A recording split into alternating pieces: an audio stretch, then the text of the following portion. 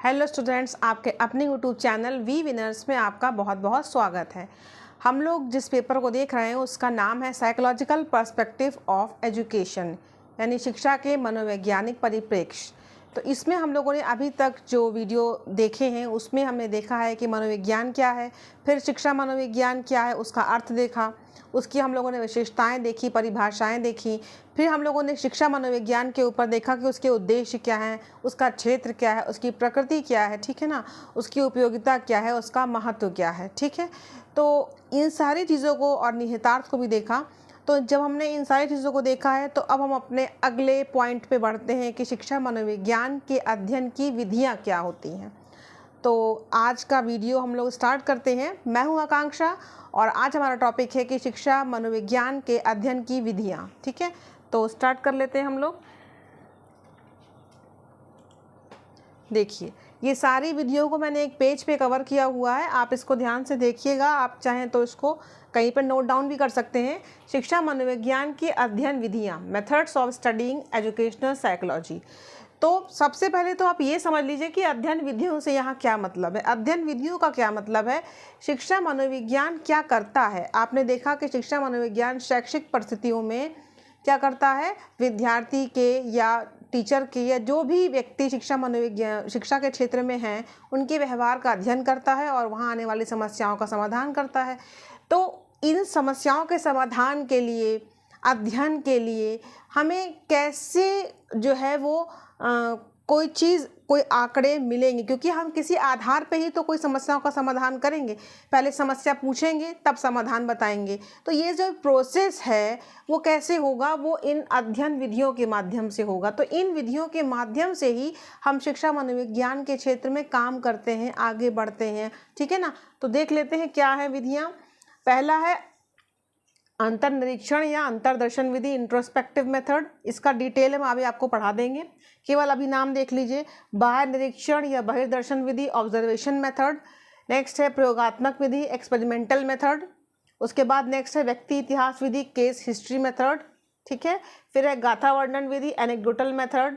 फिर है विकासात्मक विधि, डेवलपमेंटल मेथड। फिर है तुलनात्मक विधि, कंपैरेटिव मेथड, ठीक है। फिर इधर आ जाते हैं साक्षात्कार विधि, इंटरव्यू मेथड। फिर है प्रश्नावली विधि, क्वेश्चनर मेथड। फिर नेक्स्ट है हमारा सांख्यिकी विधि, स्टैटिस्टिकल मेथड। फिर है उपचारात्मक विधि, क्लिनिकल मेथड। फिर है परीक्षण विधि, टेस्ट मेथड। और मनोविश्लेषण विधि, साइको एनालिटिकल मेथड। इन सारे मेथड्स को हमने यहाँ पे कवर किया हुआ है, ठीक है। तो अब हम देख लेते हैं फटाफट पहले से कि क्या है और इसका किस तरीके से ये काम करता है, ताकि ये शिक्षा मनोविज्ञान का जो क्षेत्र है उस क्षेत्र में ये काम कैसे करता है। देखिए, पहला है अंतर्दर्शन विधि, इंट्रोस्पेक्शन मेथड।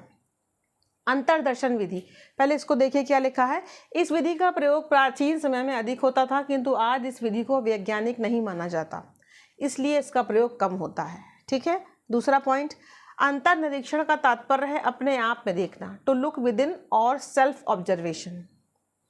और नेक्स्ट है, इस पद्धति में व्यक्ति स्वयं अपनी मानसिक प्रक्रियाओं का निरीक्षण, विश्लेषण और वर्णन करता है।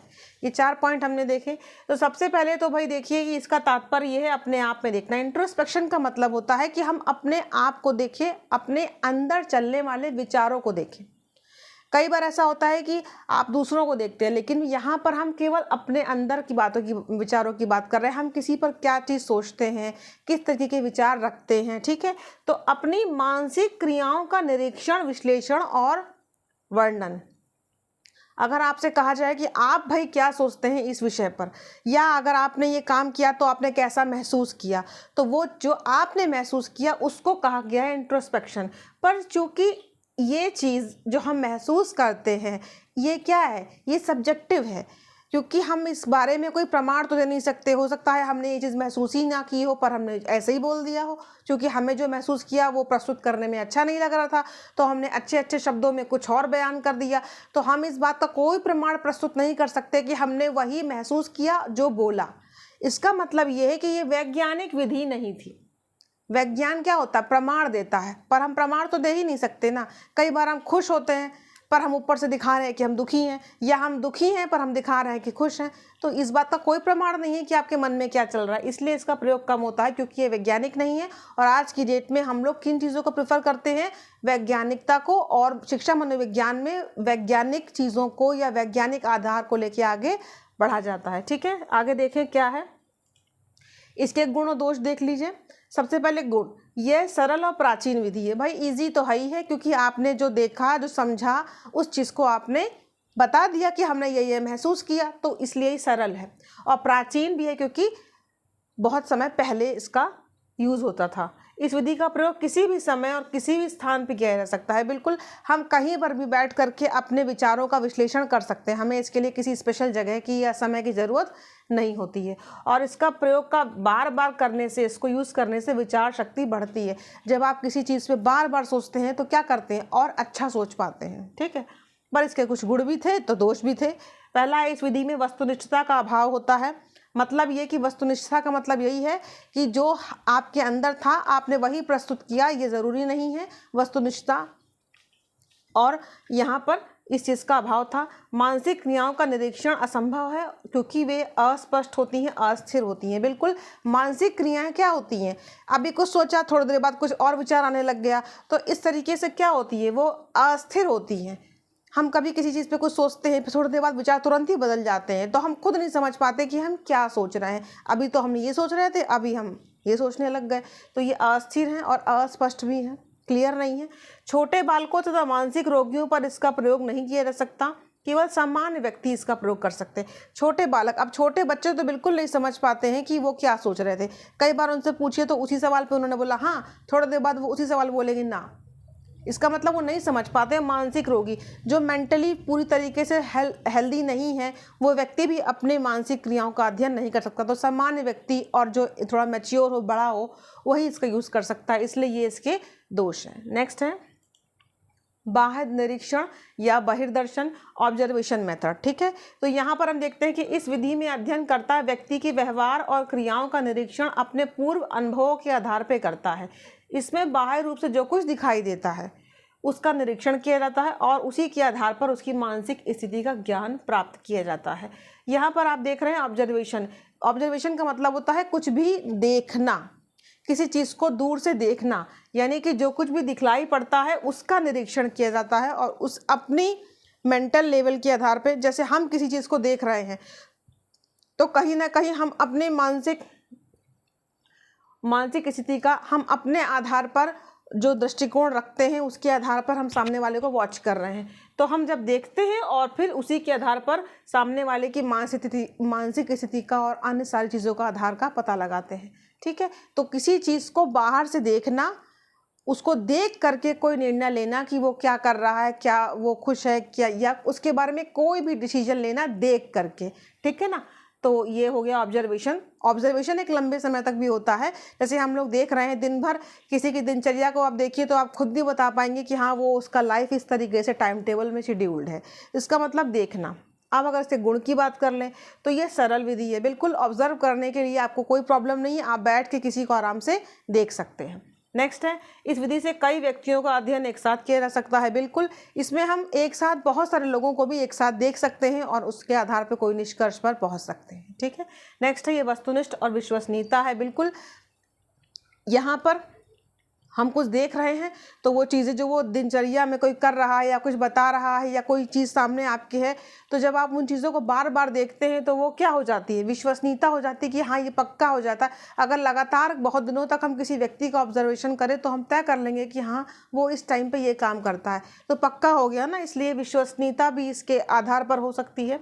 ये मितव्ययी है, इसमें पैसा बिल्कुल खर्च नहीं होता, आप आराम से ऑब्जर्वेशन कर सकते हैं। इसमें आप बिल्कुल भी एक कॉपी पे नोट डाउन कर लीजिए, नहीं तो आप अपने माइंड में ही रख सकते हैं कि हाँ, ये चीज़ें हैं। तो ये मितव्ययी है, खर्चा इसमें नहीं आता है और बालकों का अध्ययन करने के लिए विशेष रूप से उपयोगी है।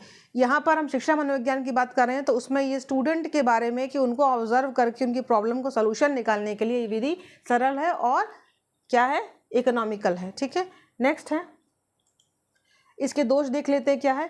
ये इसमें व्यक्तिगत निरीक्षणकर्ता की व्यक्तिगत रुचि का प्रभाव पड़ता है। बिल्कुल, जो व्यक्ति देखता है वो खुद क्या सोचता है, वो अपने भावों को भी उस दृष्टि में मिलाने लगता है। जैसे मैं किसी को देख रही हूँ तो उस व्यक्ति के बारे में मैं क्या सोचती हूँ, मेरे सोच का भी प्रभाव पड़ने लगता है कि हाँ भाई वो कुछ कर रहा है, लेकिन मेरे मन में जो भाव है वो भी दिखाई पड़ने लगते हैं। तो यहाँ पर क्या होता है, एक फेयरनेस नहीं होती है, क्योंकि इसमें व्यक्तिगत रुचि, किसी व्यक्ति के बारे में कोई अच्छा नहीं सोचता है तो वो दृष्टिकोण उसका भी वैसे ही होने लगता है कि हाँ अगर वो गलत सोचता है तो वो गलत ही दृष्टि से देखने लगेगा। ठीक है ना।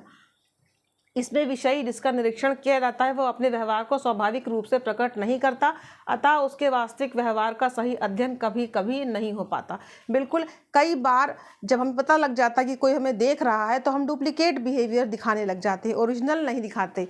जैसे कि हमें पता लग जाए ना कि कोई हमें देख रहा है तो हम जो है अपने बिहेवियर को बदल लेंगे, सामाजिक कर लेंगे, बिल्कुल अच्छा सा कर लेंगे। लेकिन ओरिजिनल वे में अगर कोई हमें ना देखे तो हम किस तरह रहते हैं, इसका मतलब कई बार ओरिजिनल बिहेवियर भी नहीं पकड़ में आता, लोग बनावटी बिहेवियर भी दिखा लेते हैं। और इसका एक लॉस ये भी है कि केवल बाहरी व्यवहार का अध्ययन होता है, मानसिक अनुभूतियों का इस विधि द्वारा स्पष्ट ज्ञान नहीं होता। बिल्कुल, हम किसी के माइंड में चल रही बातों को नहीं पकड़ सकते, केवल वो बाहर से हंस रहा है, बोल रहा है, बात कर रहा है, यही देख सकते हैं। किसी के मन में, माइंड में जो बातें हैं उनको हम ऑब्जर्वेशन से नहीं पकड़ सकते हैं। ठीक है।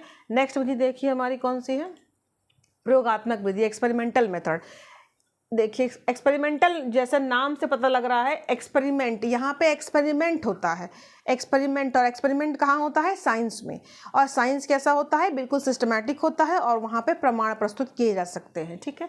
तो नियंत्रित वातावरण में किया गया निरीक्षण ही प्रयोग विधि कहलाता है। जब बिल्कुल सारे जितने आपके चारों तरफ जितनी भी चीज़ें हैं सबको कंट्रोल कर लीजिए, केवल जिसको आप देखना चाहते हैं, ऑब्जर्व करना चाहते हैं, केवल उसी वातावरण में उसी को रखा जाए, अन्य कारकों का प्रभाव नहीं पड़ता, तो नियंत्रित वातावरण में जब कोई निरीक्षण होता है तो वो प्रयोग विधि है। ठीक है। इसका अर्थ है नियंत्रित परिस्थितियों में व्यवहार का निरीक्षण, यानी कि अन्य कारकों का प्रभाव नहीं पड़ना चाहिए।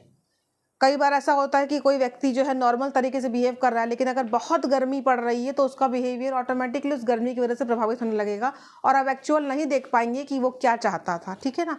तो हमें अन्य कारकों को, चाहे वो शारीरिक हो या मानसिक हो, किसी भी तरह के उनको कंट्रोल करना पड़ेगा। ठीक है। इसलिए इसको प्रयोग विधि कहा गया।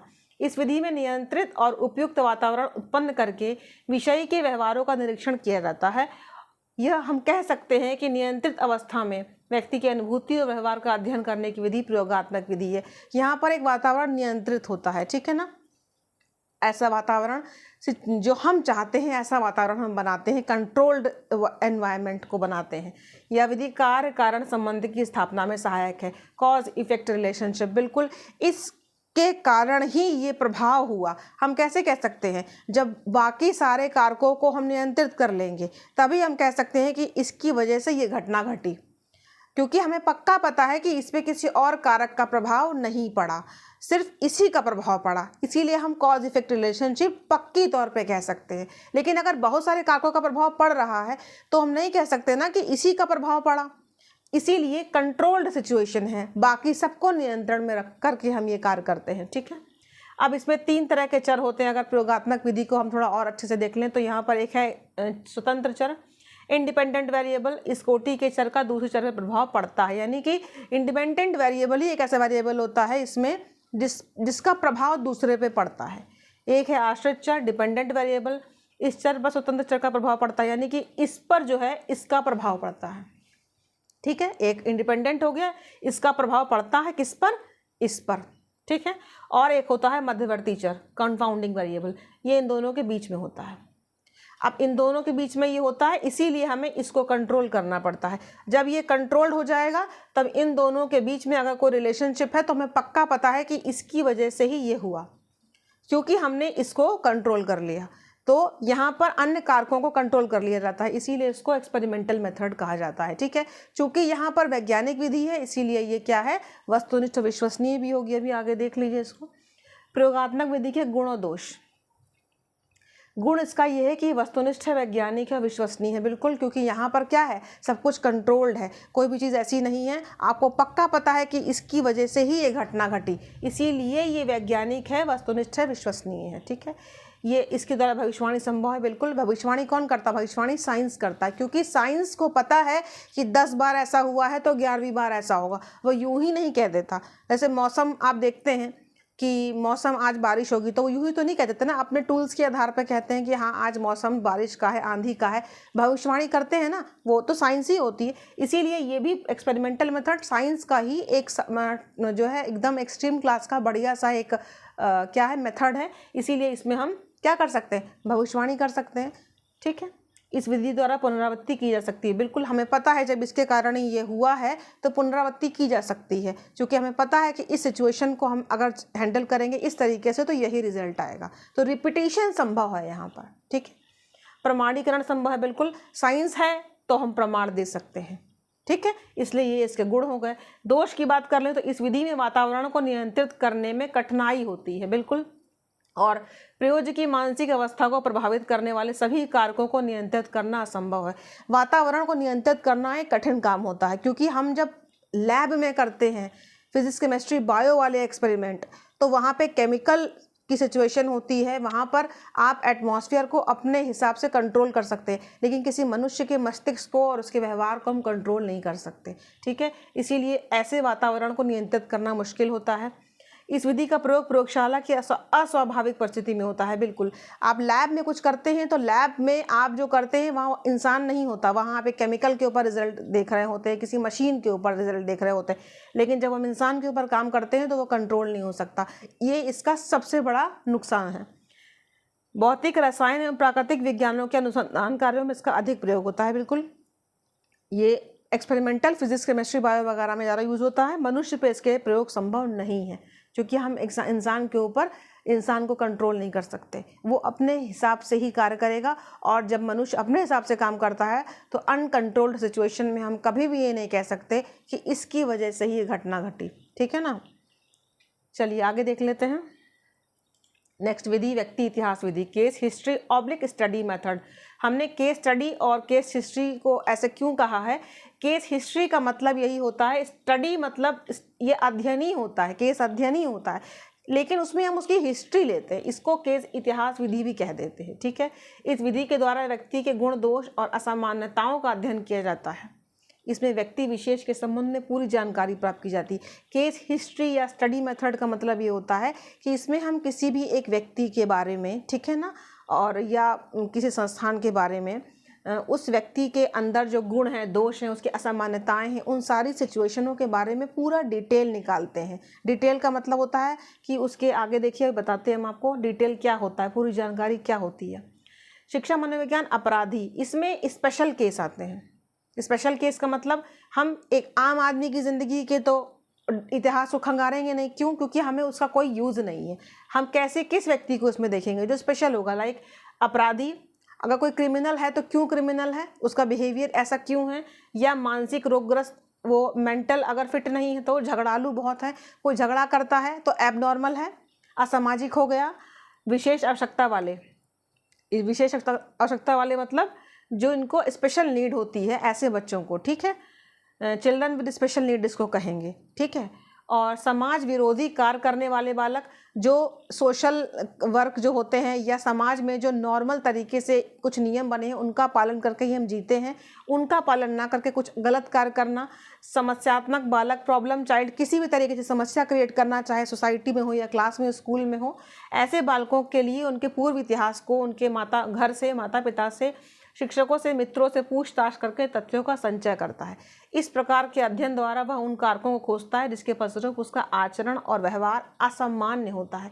कोई भी व्यक्ति क्यों असामान्य है, क्यों झगड़ालू है, क्यों वो मेंटल रोगग्रस्त है, क्यों वो विशेष नीड वाला है, क्यों वो समाज विरोधी है, क्यों वो समस्यात्मक बालक है, और भी ज़्यादा इस तरीके के अन्य भी केसेस होते हैं, उन सब में बच्चों से, उनके परिवार से, उनके स्कूल से, उनके आस पड़ोस से, उनके बचपन से लेकर के आज तक के एकेडमिक सब चीज़ों को देखा जाता है, ताकि ये पता लगाया जाता है कि कहाँ पर प्रॉब्लम है और फिर उसके अनुसार क्या किया जाता है, उसको डायग्नोस करके उसको रेमेडी दी जाती है, उपचार दिया जाता है। ठीक है, तो ये व्यक्ति इतिहास विधि में हम हिस्ट्री लेते हैं पूरी उसकी, इसलिए इसको केस हिस्ट्री भी हम यहाँ कह रहे हैं, व्यक्ति इतिहास विधि। ठीक है, और special need child, children with special need, जिन बच्चों को विशेष आवश्यकता होती है, उन बच्चों के लिए भी हम case history study method use करते हैं। ठीक है ना, देखिए व्यक्ति इतिहास विधि इसके गुण और दोष क्या हैं? Case history oblique study method. पहला तो ये है कि ये उपचारात्मक शिक्षण में प्रयोग होता है और विश्वसनीय है।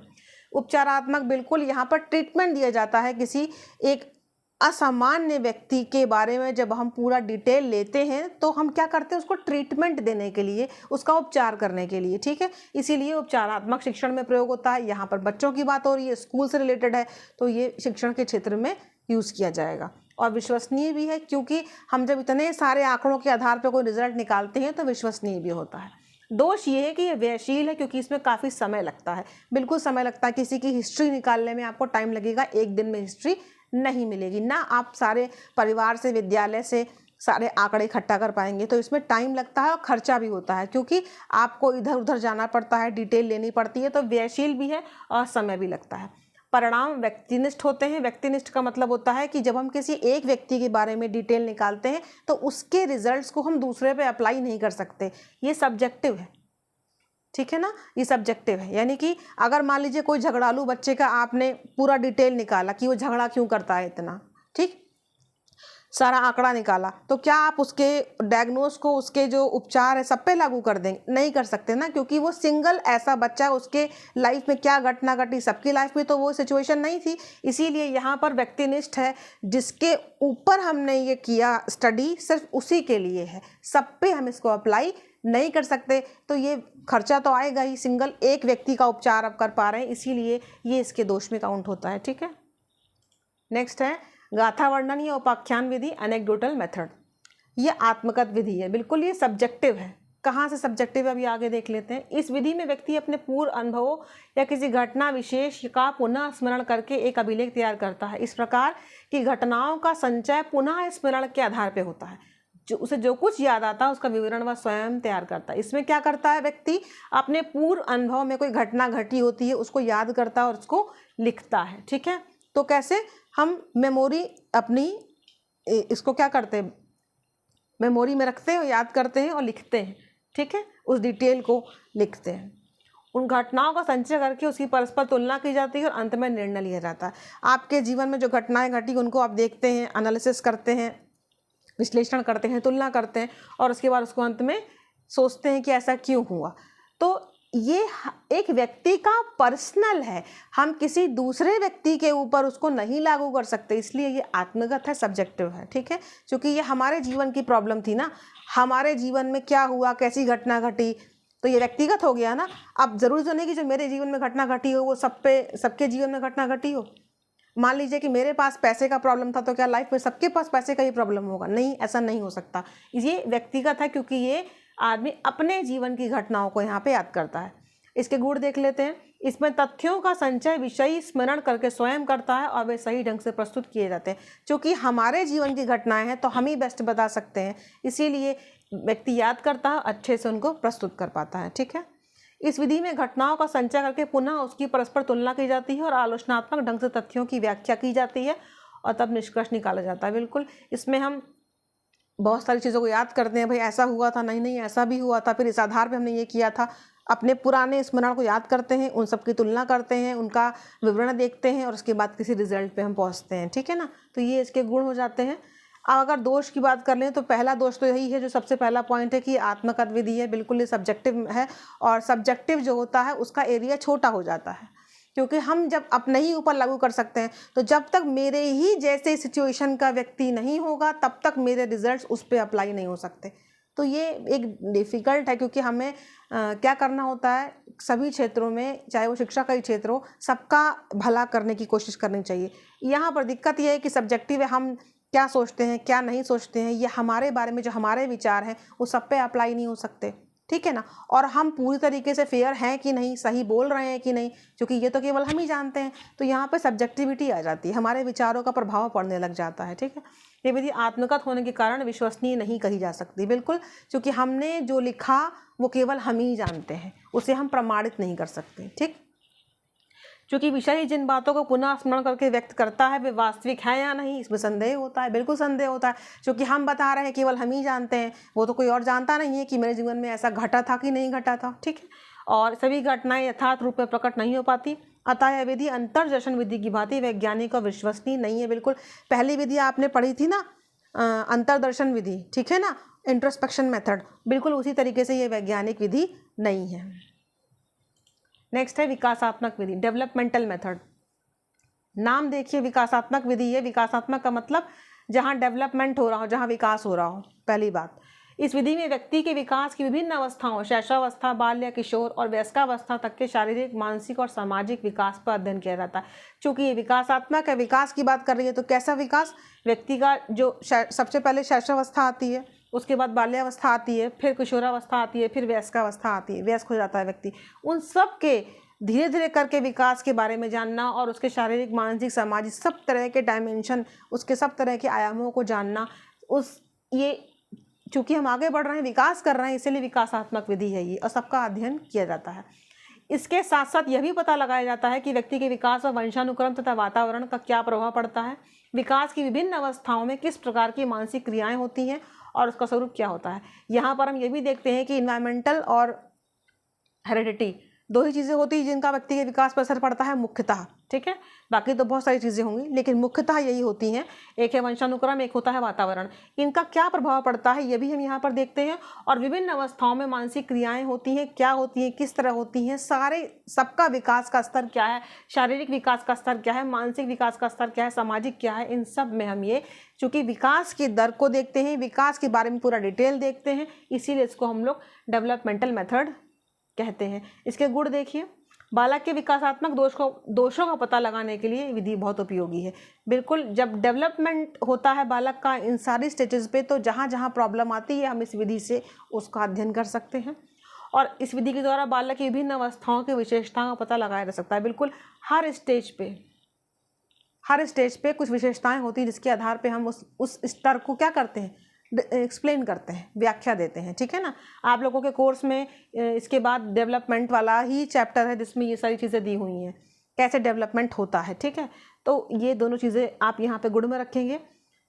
दोष को देख लें तो इसमें समय अधिक लगता है। बिल्कुल भाई, एक अवस्था को समझना एक कठिन काम है, क्योंकि अगर केवल अकेले किशोरावस्था को ले लिया जाए तो किशोरावस्था का समय इतना लंबा होता है और उसकी विशेषताओं के आधार पर उसको समझना एक कठिन काम है, वो भी सारे पक्षों के आधार पे।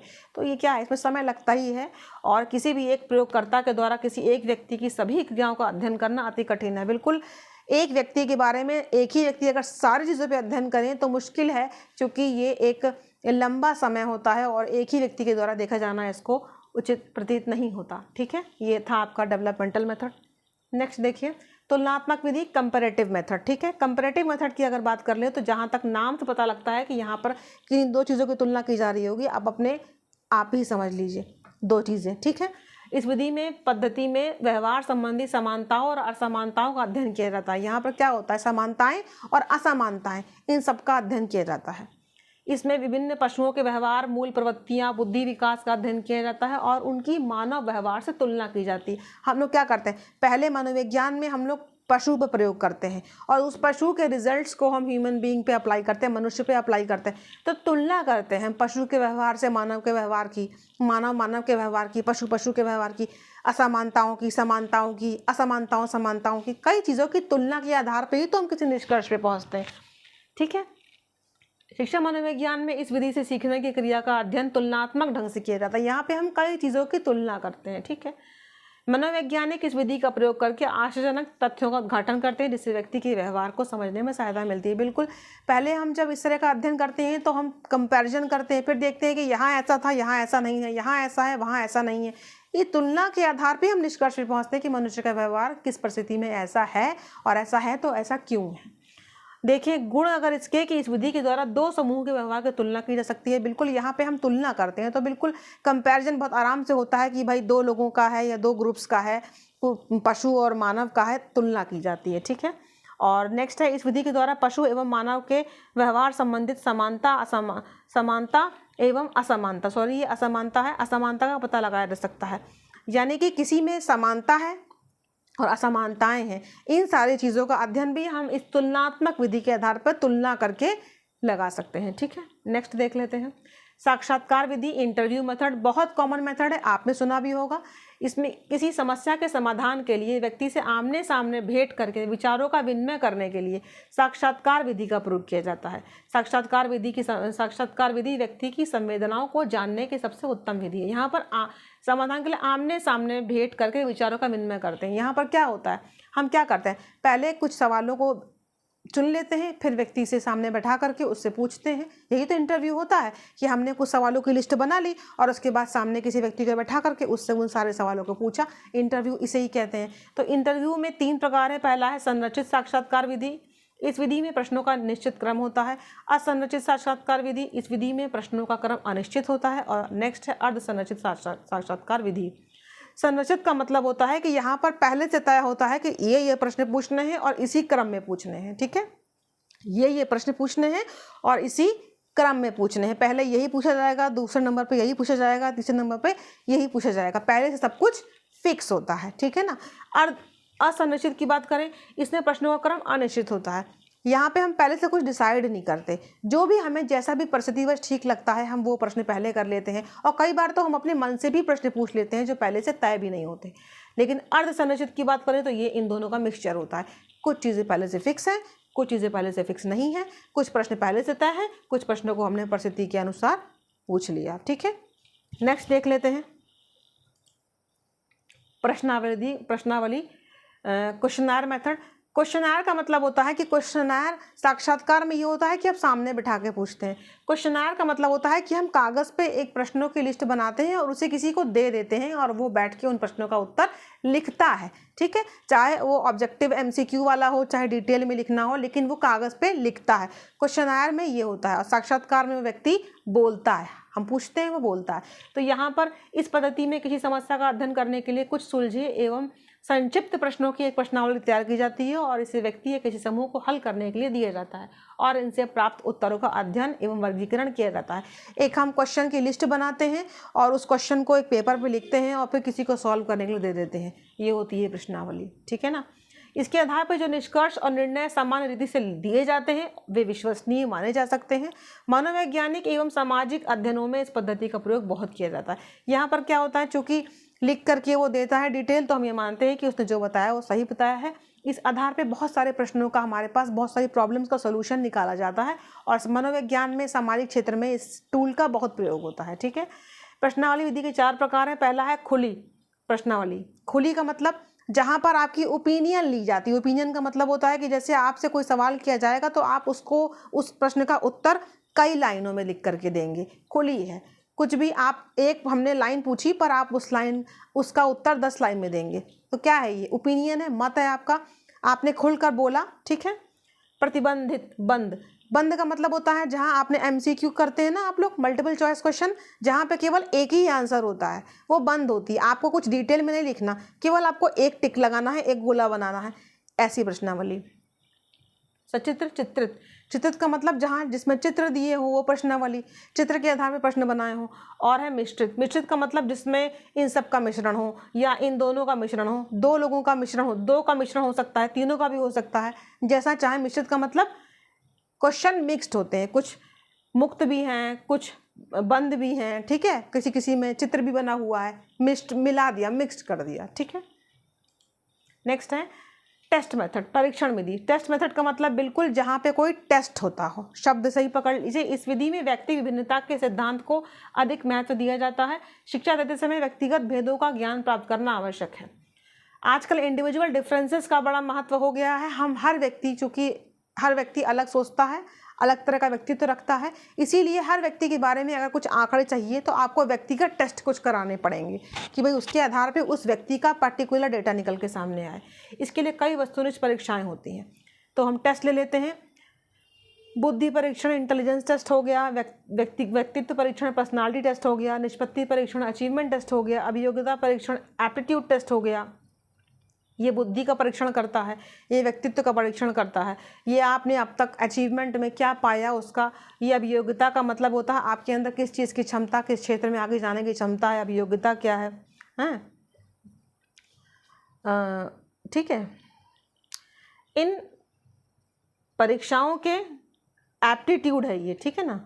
इन परीक्षाओं के परिणाम सत्य, विश्वसनीय और प्रामाणिक होते हैं तथा इनके आधार पर शैक्षिक और व्यावसायिक निर्देशन दिया जाता है। क्योंकि हम जब टेस्ट निकल के आते हैं तो इसके आधार पर ही हम बता पाते हैं कि बच्चा जो है किस कोर्स में जाने लायक है, ठीक है, किस तरह का व्यक्तित्व रखता है और अचीवमेंट उसका ये है तो वो इस क्षेत्र में जाएगा तो और अच्छा कर पाएगा। तो इस आधार पे हम जो रिजल्ट्स होते हैं वो प्रामाणिक होते हैं और हम क्या कर पाते हैं, गाइडेंस दे पाते हैं बच्चों को, ठीक है ना, एजुकेशनल गाइडेंस, वोकेशनल गाइडेंस दे पाते हैं। नेक्स्ट है मनोविश्लेषण विधि और आपकी जो है एक है उपचारात्मक विधि। मनोविश्लेषण विधि, साइको एनालिटिकल मेथड। इस विधि के जन्मदाता फ्रॉइड थे। इनके अनुसार व्यक्ति के अचेतन मन का अध्ययन किया जाता है और उसकी मानसिक ग्रंथियों का पता लगाया जाता है। अचेतन मन के अध्ययन से उसकी अतृप्त इच्छाओं की जानकारी प्राप्त की जाती है और उन इच्छाओं का परिष्कार करके उसके व्यवहार को अच्छा बनाने का प्रयास किया जाता है, ठीक है ना। तो यहाँ पर आपने देखा कि साइको एनालिटिकल मेथड में आप देखिएगा कि इसके जन्मदाता फ्रॉइड थे। मन के 3 पार्ट होते हैं हमारे मन के। एक होता है आपका चेतन, अर्धचेतन और अचेतन। ये अचेतन मन की बात करता है। इसके ऊपर जो व्यक्ति के मन में कुछ बातें छुपी रह जाती हैं, जो प्रकट नहीं हो पाती, वो क्या हो जाती हैं, मानसिक ग्रंथि के रूप में बन जाती है। उसका अध्ययन यहाँ पे किया जाता है। कुछ इच्छाएं व्यक्ति की पूरी नहीं हो पाती, जो हम प्रकट भी नहीं कर पाते, उन इच्छाओं की जानकारी यहाँ प्राप्त की जाती है। उसके आधार पर अगर किसी का बिहेवियर एबनॉर्मल है तो वो पता लगाया जाता है और क्या किया जाता है, उसके व्यवहार को अच्छा बनाने का प्रयास किया जाता है, ठीक है। ये काफ़ी फेमस विधि भी है, साइको एनालिटिकल मेथड, ठीक है। और हमारी लास्ट है उपचारात्मक मेथड विधि, क्लिनिकल मेथड, ठीक है ना। क्लिनिकल मेथड में हम देख लेते हैं कि ये नैदानिक विधि है, बिल्कुल। ये यहाँ पर हम डायग्नोज करते हैं किसी प्रॉब्लम को, उसका, और उसके आधार पे उसको रेमेडी देते हैं, उपचार देते हैं, ठीक है। इसीलिए नैदानिक विधि है। ये एक चिकित्सा शास्त्र की विधि है, बिल्कुल, चूँकि डायग्नोसिस जैसा शब्द जो है आपने चिकित्सा में ही देखा होगा, मेडिकल लाइन में ही देखा, इसीलिए चिकित्सा शास्त्र की विधि है। विधि व्यक्ति के सम्मुख आने वाली जटिलताओं के कारण का अध्ययन उपचारात्मक विधि के अंतर्गत किया जाता है। यह विधि एक व्यक्तिगत अध्ययन की विधि है जिसमें जटिलताओं से संबंधित कारणों का अध्ययन करके कठिनाइयों को दूर करने का प्रयास किया जाता है। यहाँ पे क्या किया जाता है, किसी के जीवन में प्रॉब्लम्स हैं तो उनका अध्ययन किया जाता है, ठीक है। और उसमें क्योंकि ये व्यक्तिगत विधि है, व्यक्तिगत इसलिए हुई क्योंकि किसी व्यक्ति की पर्टिकुलर समस्याएं उसके ऊपर ध्यान दिया जाता है। उसका क्लिनिकल मेथड से क्या किया जाता है, डायग्नोज किया जाता है और फिर उसको उपचार दिया जाता है, रेमेडी दी जाती है, ठीक है, और उसकी कठिनाइयों को दूर किया जाता है। इसलिए ये यहाँ पर व्यक्तिगत अध्ययन विधि है, ठीक है, और इस तरीके से इसका ट्रीटमेंट किया जाता है। तो आपने देखा कि हमने इस तरह शिक्षा मनोविज्ञान के अध्ययन की सारी विधियों को लगभग कवर कर लिया है और इस तरीके से आप देख सकते हैं कि शिक्षा मनोविज्ञान को किस तरीके से पढ़ा जाता है, ये उसकी अध्ययन विधियाँ थी। वीडियो को लाइक ज़रूर कीजिएगा, कमेंट कीजिएगा, शेयर भी कीजिएगा और अगर आप चैनल पे नए हैं हमारे तो उसको सब्सक्राइब भी ज़रूर कीजिएगा। मिलते हैं एक नए वीडियो में, तब तक के लिए जय हिंद।